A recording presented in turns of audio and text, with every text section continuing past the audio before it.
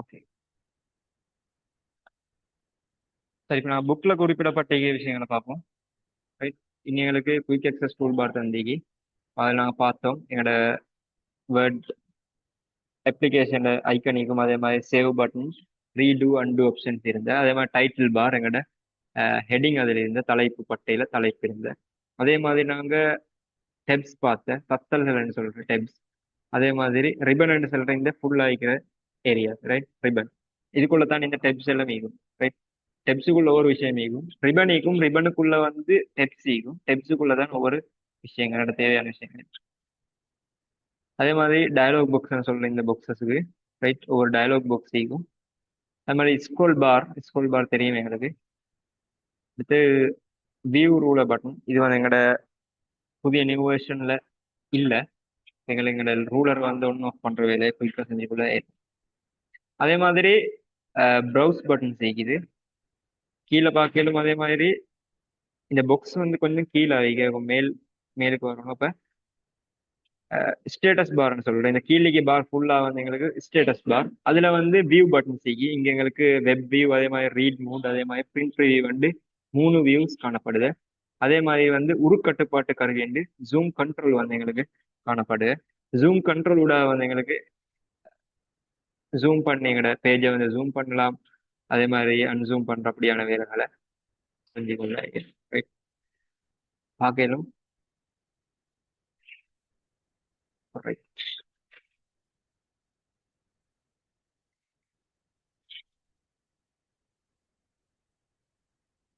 இங்க பார்க்கறது எங்களோட ஜூம். ஜூம் இங்க வந்து என்னோட இதை ஜூம் அன்சூம் பண்ற வேலை செய்யும். அதே மாதிரி ரீடிங் மூடு போகணும்னு சொன்னா ரீட் பண்ணதுக்கான டெக்ஸ்ட் எங்களுக்கு இங்க வரும். டெக்ஸ்ட் எதுவும் இல்லாத காரணத்தாலே ஒன்றும் வரல. ஸோ ரீடிங் மூட்ல ரீட் பண்ணி அதே மாதிரி இதுக்கு வந்து நாங்கள் சொல்றேன் இந்த ஐக்கனை பார்த்துக்கொள்ளணும். இது என்ன வகை வியூன்னு கேட்டா ஆன்சர் பண்ண தெரியும். புக் மாதிரி இருந்தா ரீடிங் மூட். அதே மாதிரி இப்படி இருந்தா வந்து பிரிண்ட் லே அவுட்னு சொல்றேன். பிரிண்ட் லே. அடுத்தது வந்து வெப் லே அவுட்னு சொல்றேன். இது இந்த மாதிரி ஒரு ஃபுல் வியூ ஒன்று எங்களுக்கு காட்டும். நான் நார்மலா யூஸ் பண்ண போல பிரிண்ட் லே அவுட்ல வச்சுட்டு எங்களோட வேலையெல்லாம் செய்துதான். அப்ப நம்ம அடுத்த பாட்டு டைட்டில் பார் ஒரு 6.3 காட்டப்பட்டுள்ள மைக்ரோசாஃப்ட் 2010 முகப்பின் மேல் பக்கத்தில் முதலாவதாக காணப்படும் பட்டையே தலைப்பு பட்டையாகும். திறக்கப்பட்டுள்ள ஆவணத்தின் பெயர் இங்கு காட்சிப்படுத்தப்படும். புதிய ஆவணம் டாக்குமெண்ட் என எக்ஸ்டெண்ட் போட்டு அதாவது டாக்குமெண்ட் முதலாவதாக இந்த வந்து டாக்குமெண்ட் 1 அல்லது ஒட்டோவா அங்கே சேவ் ஆகும். டாக்குமெண்ட் என காட்சிப்படுத்தப்படும். எக்ஸ் என்பது ஆவணத்தின் இலக்கமாகும். முகப்பினை உள்ளிருக்கும் திருப்பித்தல் பொத்தான் மினிமைஸ் பட்டன் அல்லது பெரிதாக்குதல் மற்றும் மீளத்திருத்தல் மேக்சிமைஸ் அண்ட் ரீஸ்டோர் முகப்பினை மூடும் பொத்தான் க்ளோஸ் போன்ற வலப்பக்க மொழியில் காணப்படும். இங்க பார்க்கறது எங்களுக்கு வந்து எங்க டாக்குமெண்ட்டை வந்து நேம் காணப்படுது. டாக்குமெண்ட் நேம் நாங்க எதுவும் கொடுக்காத பட்சத்துல அதான் வந்து பேர் எடுக்கும். அடுத்தது வந்து இங்க பார்க்கலும் மினிமைஸ் பட்டன் சொல்றேன். ரைட்.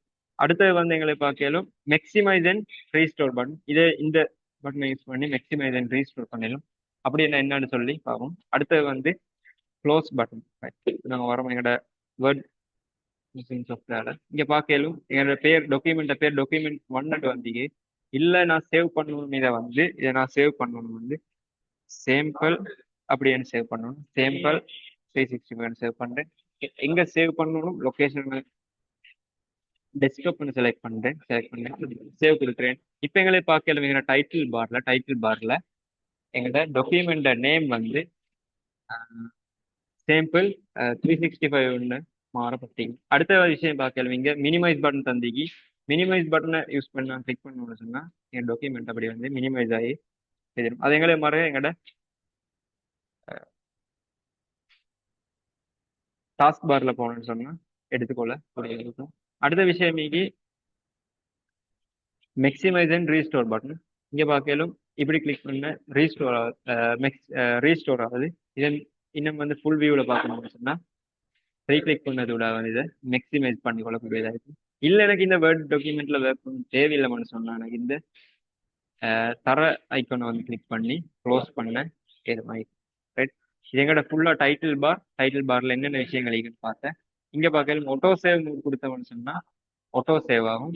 அதே மாதிரி இங்க எங்களோட சேவ் சேவ் ஆப்ஷன் காட்டுது. நாங்க ஒரு வேலை செஞ்சு கொண்டீங்கன்னு சொன்னா ரைட், நாங்க அடிக்கடி அதை சேவ் பண்ணி கொண்டு இருந்தா தான், உதாரணத்துக்கு எடுத்துக்கொண்டா கரண்ட் வந்து தடப்பட்டு எங்களோட கண்ணி ஆஃப் ஆகுது.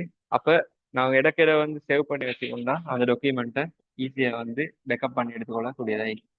அடுத்தது வந்து ரீடு அண்டு பட்டனை வந்து நாங்க பார்ப்போம்.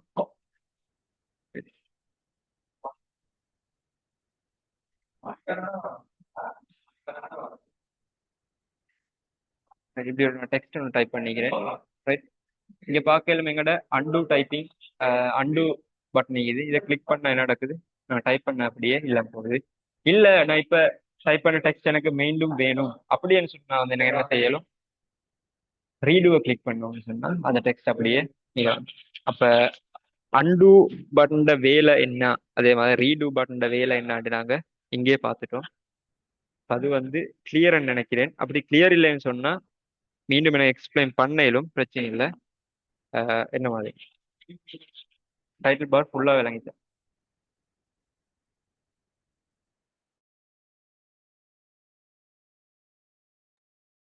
ஓ சார், விளங்கிட்டு. Right, okay.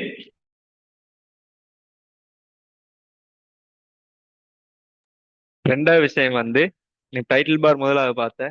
ரெண்டாவது விஷயம் வந்து ரிபன் நாடாண்டு சொல்ற ரிபன் புள்ளி ஒண்டிக்குது. இங்க பார்க்கலும் எங்களோட ரிபன் வந்து இந்த டெப்ஸை உள்ளடக்கிய பகுதி தான் ரிபன் என்று சொல்றேன். ரைட், வேர்ட் 2010 முகத்தில் காணப்படும் அம்சமே நாடா ரிபன் ஆகும். இதில் உள்ள ஃபைல், ஹோம், இன்சர்ட் எட்ஸெட்ரா போன்ற தத்தல்கள் டெப்ஸ் எனப்படும். ஒவ்வொரு டெப்ஸிலும் அதற்கான உறுப்புகள் பட உருவாக ஐக்கன்ஸ் காட்சிப்படுத்தப்படுவதனூடாக அதனூடாக அவற்றின் செயற்பாடுகள் தெளிவுபடுத்தப்படுவதும் இதன் சிறப்பம்சம். இத சிறப்பம்சம் என்னன்னு சொன்னா, டெப்ஸ் காணப்படும் என்னோட ரிபன்ல. அந்த டெப்ஸ்ல வந்து ஒவ்வொன்றுக்கும் வந்து ஒரு ஐக்கன் வந்து யூஸ் பண்ணிக்கிறோம். அந்த ஐக்கன் ஊடாக வந்து எங்களுக்கு ஈஸியா வந்து அதை எக்ஸஸ் பண்ணி அதற்குரிய வேலைகளை எங்களுக்கு செஞ்சுக்கொள்ள இயல்பா இருக்கும். இது வந்து இதோட சிறப்பம்சம். இந்த ஐக்கன் வந்து இருக்கிறதால எங்களுக்கு வந்து வாசிக்க வேண்டிய தேவையில்லை. ஐக்கன் வந்து எங்களுக்கு குயிக்கா ஞாபகம் நிற்கக்கூடியதா ரைட். கன்னி பயனருக்கு அவசியமான நேரத்தில் இப்பட உருக்களை ஒழுங்குபடுத்தி கொள்ள முடியும். மேலும் இந்நாடா பல்வேறு தொகுதிகளாக பிரிக்கப்பட்டுள்ளது. ரிபன் வந்து பல்வேறுபட்ட தொகுதிகளாக பிரிக்கப்பட்டு ஒன்று வந்து பார்க்கலாம் கிளிப் போர்ட், அதே மாதிரி phone, paragraph, styles, editing etcetera அப்படின்னு பிரிக்கப்பட்டீங்க. என்னோட வேர்டுக்கு பேசினாங்க.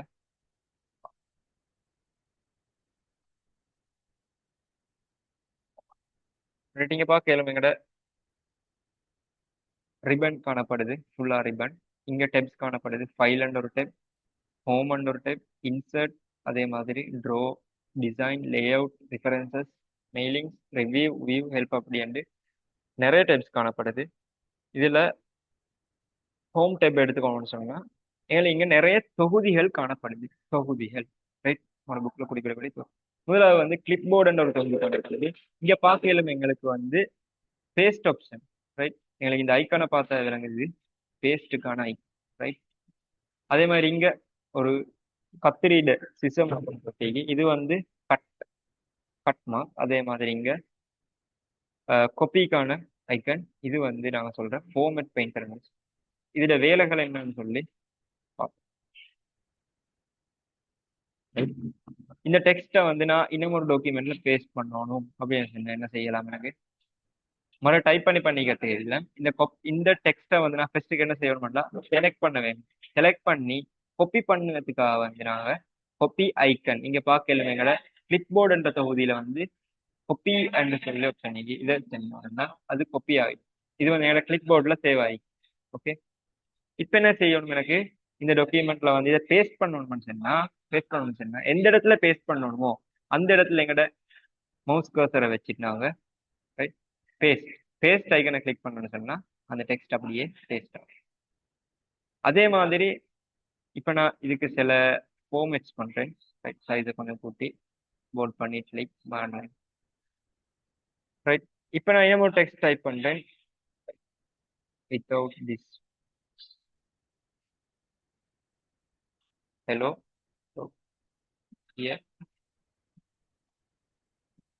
Text type. எனக்கு என்ன செய்யணும், இந்த டெக்ஸ்ட்டுக்கும் இதுல யூஸ் பண்ணிக்கிற இந்த ஃபார்மேட் எல்லாம் பண்ணணும். கொஞ்சம் போல்ட் பண்ணணும், மெட்டலிக் பண்ணணும், இதே சைஸுக்கு எடுத்து. அப்ப எனக்கு வந்து இந்த ஒவ்வொரு வேலையும் வந்து தனித்தனியா அதை வந்து சைஸை பெருசாக்கி போல்ட் பண்ணி கொண்டிக்க வேண்டிய அவசியம் இல்லை. இதுலேக்கு அவ்வளோ ஃபார்மேட்ஸும் இதுக்கு இந்த இந்த டெக்ஸ்ட்டுக்கும் வரணும்னு சொன்னாலும் இந்த டெக்ஸ்ட்டை செலக்ட் பண்ணிட்டு இந்த ஃபார்மேட் பாயிண்டர் இந்த பிரஷ் மாதிரி இருக்கிற ஐக்கனை கிளிக் பண்ணிட்டு ரைட். அப்போ எங்களோட கர்சன்ல சின்ன சேஞ்ச் ரைட் கிளிக் பண்ணிட்டு நாங்கள் எங்களோட இங்க இருக்கிற எந்த டெக்ஸ்ட்ல மாற்றம் செய்யணுமோ அதுல வந்து ஃபுல்லா செலக்ட் பண்ணிட்டோம்னா ஆல்ரெடி இந்த டெக்ஸ்ட்ல என்னென்ன ஃபார்மேட்ஸ் நாங்கள் யூஸ் பண்ணிக்கோ அவ்வளோ ஃபார்மேட்ஸும் வந்து இந்த டெக்ஸ்ட்லயும் வந்து அப்ளை ஆகும். ஓகே, ஃபார்மேட் பெயிண்டர் கிளியர் நினைக்கிறேன். இப்போ அடுத்த விஷயத்துக்கு நான் போறேன் என்னன்னு சொன்னா ரைட். எனக்கு வந்து இந்த ஹெலோன்ற டெக்ஸ்ட்டுக்கு பின்னால தான் இந்த hi this is my sample document sentence வரும்.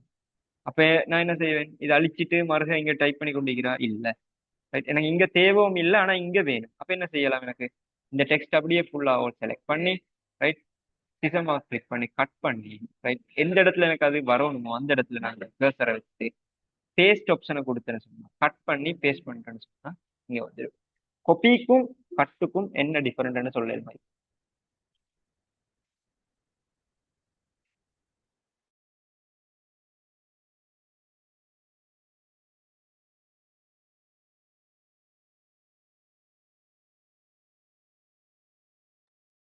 கொப்பிக்கும் கட்டுக்கும் என்ன டிஃபரெண்ட்? கொப்பின்னு சொன்னா எப்படி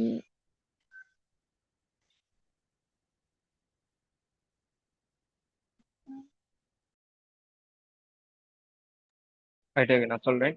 கொப்பின்னு சொன்னா வந்து ஒரு இடத்துல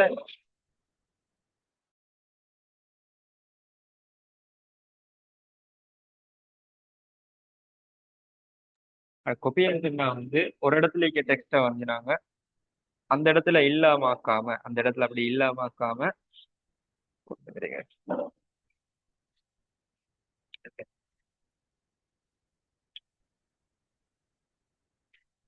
அந்த இடத்துல இல்லாமக்காம இன்னும் ஒரு இடத்துல காப்பி அதே அந்த இடத்துல நீக்கும் அதே டெக்ஸ்ட்டை வந்து நான் காப்பி பண்ணி இன்னொரு இடத்துல வைக்கிறது தான் கொப்பின்னு சொல்லுவோம்.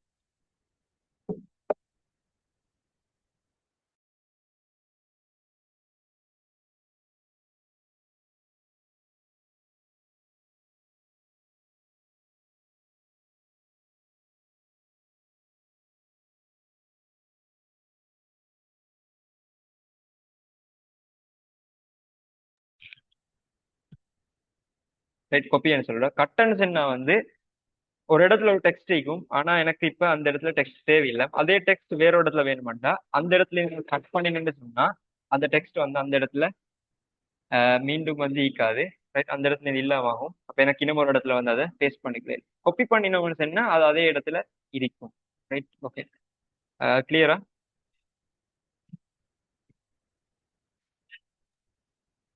ஓ சார்.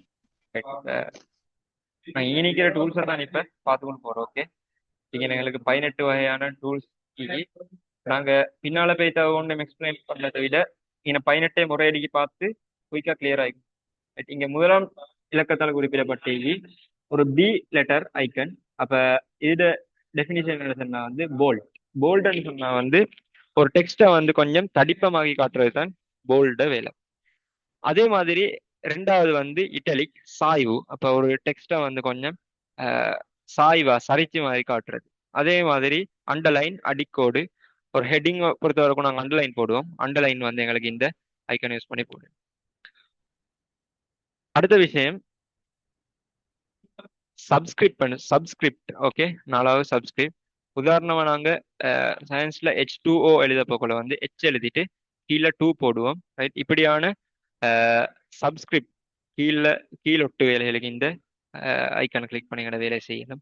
அதே மாதிரி சூப்பர்ஸ்கிரிப்ட் மேல் ஒரு குறியீடை போடுன்னு சொன்னா வர்க்கம் கணம் அப்படியான விஷயங்கள் போடுறதுக்கு இதை யூஸ் பண்ண இயலும். அடுத்தது வந்து எங்கட ஃபோன் கலர் என்ற சொல்ற விஷயம். ஆறாவது பார்க்கலும் ஒரு எழுத்து வந்து கீழே ஒரு கலர் காட்டிக்கும். இது வந்து எங்கட ஃபொண்ட் கலர். ஃபொண்ட் கலர்னு சொன்னா வந்து எங்கட நான் டைப் பண்ணி டெக்ஸ்ட்டை கலரை மாற்றுறதுக்கு யூஸ் பண்ணுறேன். அதே மாதிரி எலைமெண்ட்ஸ் ஏழாவது பார்க்கலும். இங்கே பார்க்கலும் எல்லோ கலரில் ஹைலைட் ஆகிக்கிற வந்து லெஃப்ட் எலைமெண்ட். அதே மாதிரி நாங்கள் சென்டர் எலைமெண்ட்னு சொல்றோம் நடுவில். உதாரணமாக என்னோட பொயம்ஸை வந்து டைப் பண்ண கூட சென்டர் எலைமெண்ட். அதே மாதிரி ரைட் எலைமெண்ட், ரைட் அரபிக் எல்லாம் ரைட் சைட்லேருந்து ஸ்டார்ட் ஆகுது. So right alignment. அதே மாதிரி எல்லா பக்கமும் ஷேப்பா பந்திகள் பார்க்கலும். இது வந்து ஜஸ்டிஃபை எலைமெண்ட்னு சொல்றோம். இதெல்லாம் நாங்கள் வந்து எங்களோட ப்ராக்டிக்கலோட நான் பார்ப்போம். அடுத்தது வந்து வரி இடைவெளி, லைன் ஸ்பேசிங். இங்க 8ஆம் நம்பரை பார்க்கலும். இன்னும் ரெண்டு விஷயம் எங்களுக்கு இந்த லைன் ஸ்பேசிங் கூட செய்யணும். ஒன்று வந்து லைன் சீக்கும், ரைட். இங்க பார்க்கணும் 11 அண்டிக்கு கீழே 2 12 அண்டிக்கு. இது ரெண்டுக்கும் இடையிலான கெப்பை வந்து கூட்டலாம் குறைக்கலாம் அப்படியான வேலையில வந்து எங்களுக்கு இந்த லைன் ஸ்பேசிங் கூட செய்யலும். அடுத்து வந்து 9வது பார்க்கலும் வந்து ஷேடிங்னு சொல்றேன். ஷேடிங்னு சொன்னா எங்களோட டெக்ஸ்ட் ஒன்றுக்கு பேக்ரவுண்ட்ல வந்து ஒரு கலர் போடுற மாதிரி வேலையில செய்யும். அடுத்தது வந்து போர்டர் போர்டர் போடுற வேலைகள், ரைட், செய்யலும். 10வது இந்த ஐக்கானை நீங்க கொஞ்சம் அடுத்த கிளாஸ்ல நாங்க இதெல்லாம் வந்து டீப்பா பார்க்க வைக்கிறோம். இதோட ஒர்க்ஸ் என்ன அப்படி. அப்ப என்ன செய்யணும்னு சொன்னா இந்த ஐக்கன்ஸ் இந்த நம்பர்களால் குறிக்கப்பட்டிருக்கிறது என்னென்னாண்டு, அதாவது இந்த ஐக்கனை கண்டா உங்களுக்கு வந்து இந்த விஷயம் தான் இதால செய்யணும்னு ஐடென்டிஃபை பண்ணக்கூடியதா இந்த லேஸ் ஆயிக்கும். 11வது பார்க்கையில வந்து சோர்ட் வரிசையாக்குதல். உதாரணமா வந்து என் நேம் லிஸ்ட் ஒன்று இருக்குது. நேம் லிஸ்ட் ஒன்று 30 பேரோட ஸ்கூல்ல. அப்ப எனக்கு இதெல்லாம் வேணும் வந்து ஏல ஆரம்பிக்கிற பேர் ஒன்றாவது அப்படின்ற ஒரு ஆர்டர்ல வரும். சோர்ட் பண்ணணும் A to Z. அப்படியான வேலையை வந்து எனக்கு ஈஸியா வந்து வேர்ட் ப்ராசஸிங் சாஃப்ட்வேர்ல சோர்ட் ஆப்ஷனோட செஞ்சு கொள்ள இயலும். அடுத்து வந்து 12வது பார்க்கலும் வந்து இன்டென்டேஷன், உள் தள்ளுதல், ரைட், கொஞ்சம் உள்ளுக்கு தள்ளுற அப்படியான வேலைகள். இதெல்லாம் வந்து ப்ராக்டிகலா பார்க்கல வந்து ஈஸியா விளங்கக்கூடியதா இருக்கும். அடுத்தது வந்து நம்பரிங், ரைட். இங்க பார்க்கல எங்களுக்கு போல்ட் 1வது, சாய்வு 2வது, அது மாதிரி நம்பர் போட்டி. இதெல்லாம் வந்து நாங்க டைப் பண்ணி கொண்டிருக்க வேண்டிய தேவை இல்லை.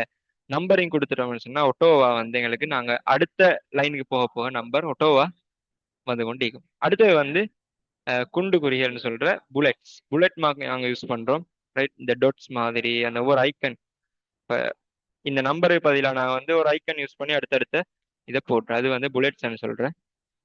15வது எங்களுக்கு பார்க்கலும் வந்து ஆங்கில எழுத்துக்களை பேரெழுத்தாகவும் சிற்றெழுத்தாகவும், ரைட். கேசஸ் சேஞ்ச் பண்றேன். இப்ப நான் நிறைய ஒரு பந்தி டைப் பண்ணிட்டேன். எனக்கு வேணும் இந்த பந்தி வந்து ஃபுல்லா கேபிட்டல் ஈக்கணும் அப்படியே சொன்னா வந்து எனக்கு இந்த 15 இந்த ஐக்கனை கிளிக் பண்ணி இதுல அப்பர் கேஸ்ன்ற ஒரு ஆப்ஷன் அப்பர் கேஸ்ன்னு கொடுத்தோம்னு சொன்னா எல்எம் வந்து கேபிட்டலா மாறும். இல்ல எல்எம் சிம்பிள் லெட்டர்ல தான் வேணும்னு சொன்னா லோவர் கேஸ் கொடுக்கலும். அதே மாதிரி அந்த முதல் எழுத்து நாங்க வந்து கேபிட்டலைசேஷன்ல வந்து எந்தெந்த இடங்கள்ல வந்து கேபிட்டல் ஆகணுமோ அந்த இடங்கள்ல மட்டும் கேபிட்டல் ஆகணும் மாட்டா. அது கண்டு கேபிட்டலைஸ் ஈச் வேர்ட் அப்படின்னு ஒரு ஆப்ஷன் அதுக்குள்ள அதை கிளிக் பண்ணி விட வந்து எங்களுக்கு அந்த வேலையை செஞ்சு கொள்ள. அடுத்த வந்து எழுத்தின் அளவினை பெருப்பித்தது, க்ரோஃபோன். எங்களோட டெக்ஸ்ட்ல வந்து 16வது பெரிய ஏகி. இதனோட வந்து எழுத்தை வந்து டெக்ஸ்ட்டை வந்து பெருசாக்க இயலும். அதே மாதிரி இந்த சின்ன விட வந்து சின்னதாக்க இயலும். அடுத்தது வந்து எழுத்தின் அளவு, ஃபொண்ட் சைஸ். நாங்க ஒவ்வொரு கிளிக் பண்ணி பண்ணி பண்ணி இந்த டெக்ஸ்ட்டை பெருசாக்கிறதை விட எங்களுக்கு என்ன சைஸ்ல டெக்ஸ்ட் வேணுமோ அதை வந்து இந்த இதுல வந்து செலக்ட் பண்ண விட எங்க டெக்ஸ்ட் அளவை மாத்திக்கொள்ள இயலும்.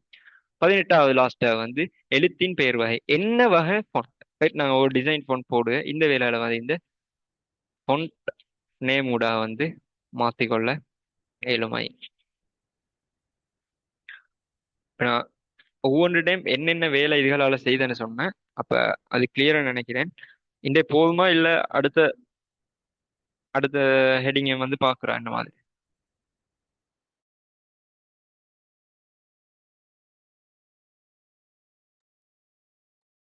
போதும் சார்.